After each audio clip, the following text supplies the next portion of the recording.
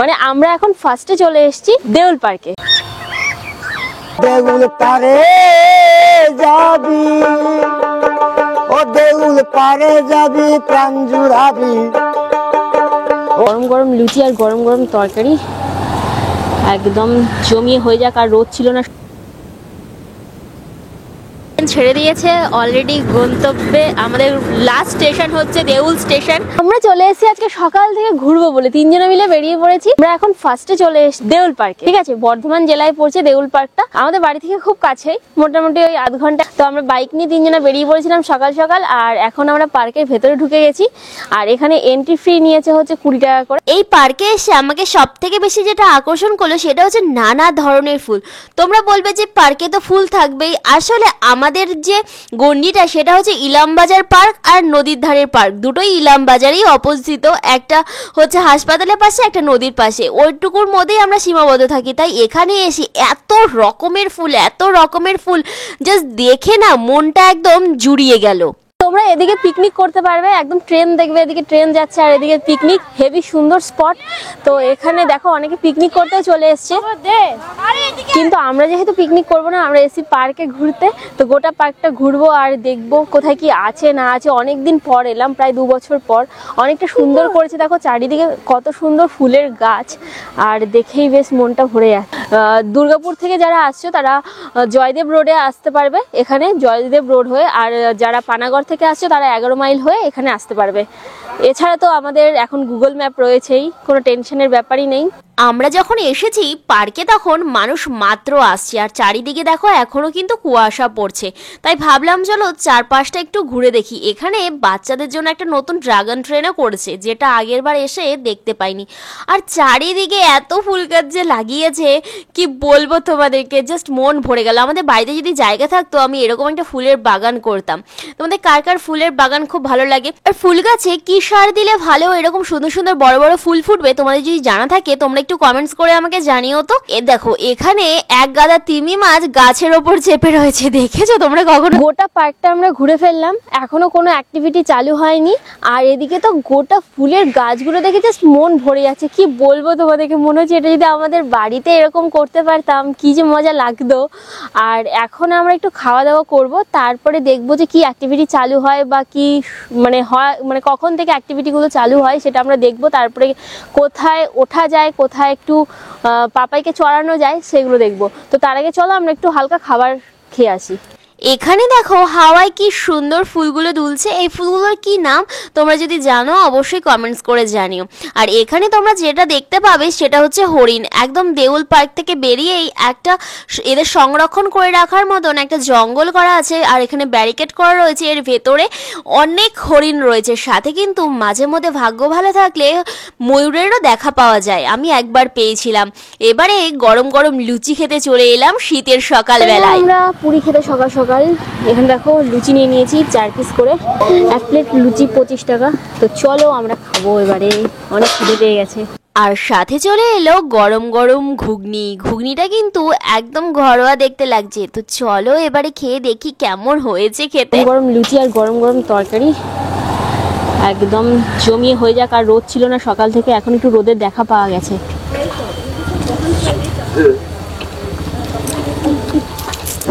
একদম ঘরোয়া মতন খেতে, কোনো রিচ নেই, ভালো লাগছে, একদম সিম্পলের মধ্যে খুব সুন্দর।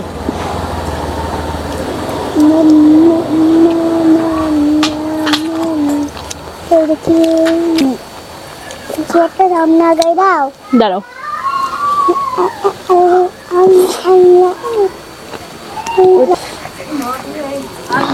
আর কারা কারা আশেপাশে আছো দেউল পার্কে অলরেডি ঘুরতে এসছো অবশ্যই কমেন্টস করে জানাবে।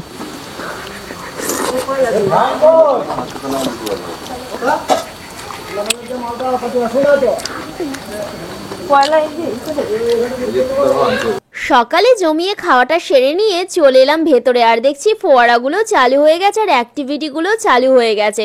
তার সাথে লোকে একদম গিজগিজ করছে। পাপাই এলো এটা চাপবে বলে, কিন্তু ওকে একা চাপতে হবে বলে ও আর চাপলো না। অ্যাটেনশন প্লিজ, এখন আমাদের ট্রেন ছাড়বে দেউল স্টেশন থেকে, আর আমাদের গন্তব্য দেউল স্টেশন। তো আমরা এখন চেপে পড়ছি টয় ট্রেনে, একটু টয় ট্রেন চাপবো। আর এখানে পাপাইকে বলেছিলাম ছোট টয় ট্রেনটাই চাপতে, কিন্তু ও চাপবে না, একা একা ভয় পাচ্ছিল। তার জন্য আমরা চলে এলাম এই বড় টয় ট্রেনটায় সবাই মিলে চাপবো বলে। তো চলো, এখন আমাদের টয় ট্রেনের চালক এখনো এসে পৌঁছায়নি, আসুক। আমাদের ট্রেন ছেড়ে দিয়েছে অলরেডি গন্তব্যে। আমাদের লাস্ট স্টেশন হচ্ছে দেউল স্টেশন, আর আমরা সেখানেই যাব।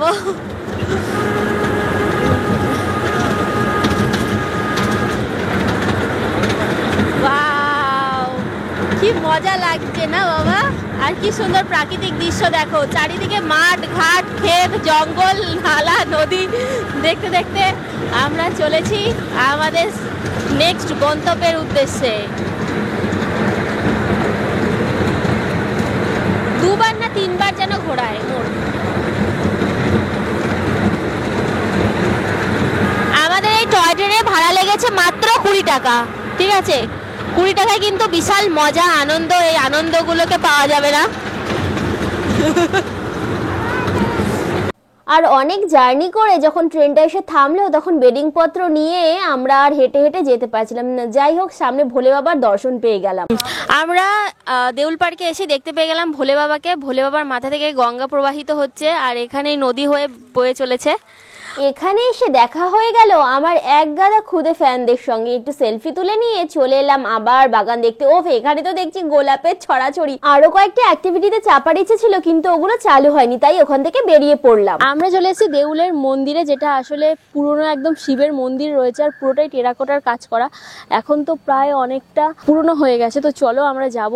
আর এটা হচ্ছে একটা পুরাতাত্ত্বিক স্থল, এবং এটা দেউলের একটা দেখার জায়গা। মানে দেউল পার্কটা আসলে দেখার জায়গা নেই, শিব মন্দিরটা আসলে একটা দেখার জায়গা, যেটা আমাদের পুরনো টেরাকোটার কাজ আমরা বইয়ে পড়ে থাকি, যে ধ্বংসপ্রাপ্ত স্থানগুলো পাওয়া যায়, সেরকমই এটাও একটা। তো চলো ভেতর দিকটায় আমরা যাই। ওপরে প্লাস্টার পুরোই প্রায় খসে পড়েছে, আর এখানে বড় বড় গর্ত করে গাদা টিয়া পাখির বাস। আর ওখানে দেখো ঠাকুরের এখনো মূর্তিগুলো খুব সুন্দর রয়েছে। এখানে রয়েছেন ভোলে বাবা।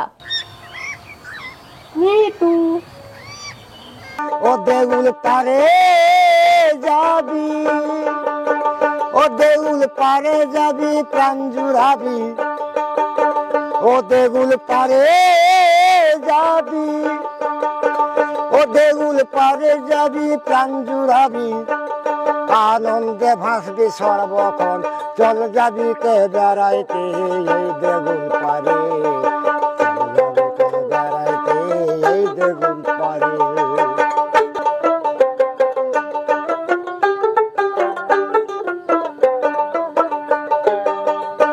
কত দেশ বিদেশি আসে মানুষ এই দেউল ঘুরে, কত দেশ বিদেশি আসে মানুষ এই দেউল ঘুরে, ওরে ভাবের ধারা নিয়ে তারা, ভাবের ধারা, ওরে ভাবের ধারা নিয়ে তারা, কি আনন্দে ভাসে পারে এসে,